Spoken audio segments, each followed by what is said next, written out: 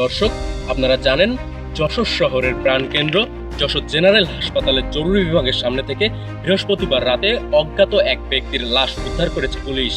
আর এই মরদেহ উদ্ধারের 48 ঘন্টা পর জনসাধারণের মনে উঠেছে নানা প্রশ্নের ঝড়।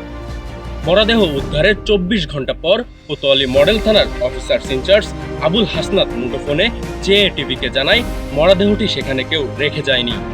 তিনি আরও কি বলেছেন চলুন জেনে আসা যাক। যশোর জেনারেল হাসপাতাল থেকে ওই যে একটা লাশ পাওয়া গিয়েছে, মরদেহ, সেটার কোনো পরিচয় পাওয়া গিয়েছে কিনা আর লাশটা কারা রেখে গেছে এটা কি জানা সম্ভব হয়েছে? রেখে তো কেউ যায়নি, ওটা ওয়ালের সাইডে বসা ছিল। এটা একটা পাগল পাগল টাইপের আর কি, করে টাইপ বসা ছিল। জি, আমরা পোস্টমর্টম করতে দিয়েছি, পোস্টমর্টম রিপোর্ট পাইলে আসলে বোঝা যাবে যে আসলে কি অবস্থা। শুনলেন তো থানা পুলিশ কি বলছে। এবার চলুন দেখে আসা যাক জেএটিভির হাতে আসা সিসি ক্যামেরা ফুটেজ কি বলতে চাচ্ছে। এখন এই রিক্সাওয়ালাটা, এই যে রিক্সা, এই যে জরুরি বিভাগের সামনে দাঁড়ালো, রিক্সার গায়ে জ্যাকেট গায়ে দিয়া দেখা যাচ্ছে। আসলে স্ক্রিনে টিভি স্ক্রিনটা ক্লিয়ার না। ওই যে রিক্সা ঠিক জরুরি বিভাগের সামনে একজন যেখান থেকে ট্রলি উঠায়, সেই ট্রলি উঠানোর ওইখানেই যে দাঁড়ালো রিক্সার থেকে। আর রিক্সায় আর একজন দেখা যাচ্ছে কালো জ্যাকেট পরা।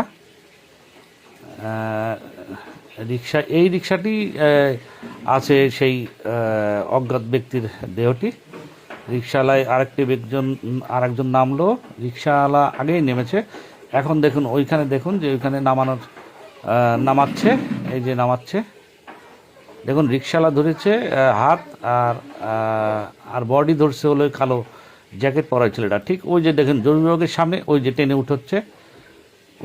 উঠোচ্ছে, উঠে ঠিক দেয়ালের সাথে আশেপাশে কয়েকজন দেখছে, কিন্তু দায়িত্বশীল সেরকম কাউকে দেখা যাচ্ছে না। এই যে দেখুন, এই যে ওই যে আবার কোমল জড়ায় দিয়েছে। এই দেখুন রিক্সাওয়ালা ঠিক এই মুঠোফোনে পুলিশের বলা কথা আর সিসি ক্যামেরার দেখানো ভিডিও চিত্রের মাঝে কিন্তু একটা ফাঁকফোকর থেকেই যাচ্ছে। সাকিন হোসেন, জেএটিভি, যশোর।